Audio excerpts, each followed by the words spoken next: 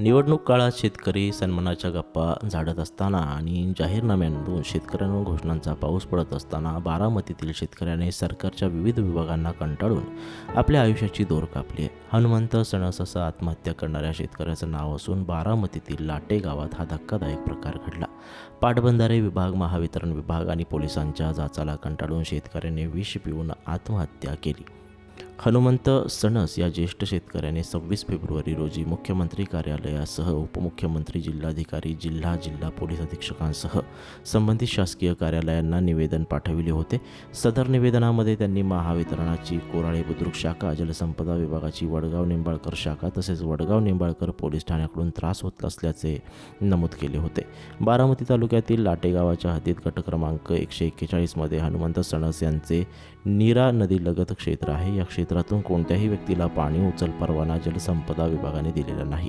तरीही महावितरणाने 8 शेतकऱ्यांना वीज जोडणी दिली होती. सणस हे या व्यक्तींना त्यांच्या क्षेत्रामधून येण्या जाण्यास मज्जाव करत होते, त्यामुळे त्यांच्याकडून सणस यांना दमबाजी केली जात होती. बेकायदेशीर मोटार पंप धारक हे त्यांना तुमच्यावर गुन्हा दाखल करू, तुम्हाला जेलमध्ये टाकू अशी धमकी देत होते. सणस यांच्या मुलाकडून तसे लेखी घेण्यात आले होते. संबंधित विभागांकडून 15 मार्चच्या आत मला न्याय द्यावा अशी मागणी सणस यांनी मुख्यमंत्र्यांना दिलेल्या निवेदनात केली होती. तसेच त्यानंतर मी माझे जीवन संपविणार असून त्याला महावितरणाची कोराळे बुद्रुक शाखा, वडगाव निंबाळकर जलसंपदा विभाग व वडगाव पोलीस ठाणे तसेच बेकायदेशीररित्या पाणी उचल करणारे लोक जबाबदार राहतील असंही नमूद केलं होतं.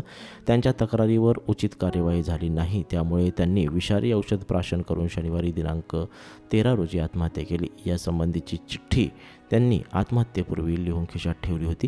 दरम्यान या प्रकरणी वडगाव निंबाळकर पोलीस ठाण्यात मयताचे भाऊ जयवंत पांडुरंग सणस यांनी दिलेल्या फिर्यादीनुसार अभिजित उर्फ सोपान घुले, अमर दत्तात्रय दुधाणे राहणार पुणे, मोहन उर्फ बजरंग शंकर कोळेकर, संभाजी महादेव खलाटे, प्रकाश बाबूलाल माने राहणार लाटे बारामती यांच्या विरोधात शिवीगाळ, दमदाटी करत मानसिक त्रास देत हनुमंत यांना आत्महत्येस प्रवृत्त केल्याचा गुन्हा दाखल केला आहे.